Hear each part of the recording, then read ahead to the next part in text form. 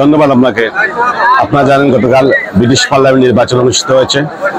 সেই নির্বাচনে আমাদের বঙ্গবন্ধু, জাতির পিতা বঙ্গবন্ধু শেখ মুজিবুর রহমানের নাতনি, আমাদের মাননীয় প্রধানমন্ত্রী শেখ হাসিনার আমাদের সিলেটি ভাষায় বলে বইনফুত, আমাদের প্রিয় নেত্রী ছোট আব্বা শেখ রেহানার সুযোগ্য সন্তান, কন্যা সন্তান।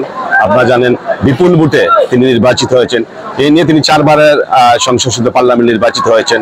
আমরা বিশ্বাস করি যে যেভাবে মাননীয় প্রধানমন্ত্রী রাষ্ট্রপতি শেখ হাসিনা দেশের জন্য, মানুষের কল্যাণের জন্য কাজ করে যাচ্ছেন, ঠিক সেইভাবে আমাদের যিনি সংসদ সদস্য নির্বাচিত হয়েছেন টিউলিপ সিদ্দিক, তিনিও মানুষের কল্যাণের জন্য কাজ করে যাবেন।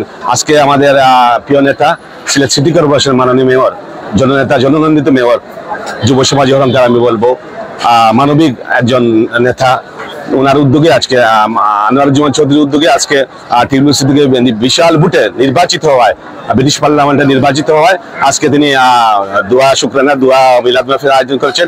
আজকে আমরা সবাই উপস্থিত ছিলাম এবং সাথে সাথে 75 জাতির পিতা বঙ্গবন্ধু শেখ মুজিবুর রহমান সহ ওনার পরিবারের সকল সদস্যের রুয়া আত্মার মাগফিরাত কামনা করে মোনাজাত হয়েছে।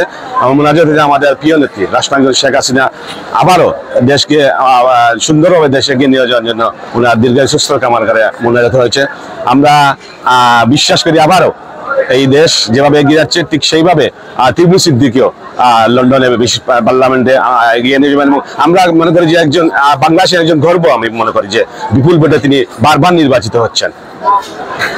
আরেকটি বিষয় আপনি জানেন যে জগন্নাথপুরের আরেকজন কৃষক এবং বিশ্বনাথের আরেকজন রুকসানা, এই যে আরো 2জন নির্বাচিত হয়েছে, 3 জনের উদ্দেশ্যে আপনার কোনো বার্তা রয়েছে?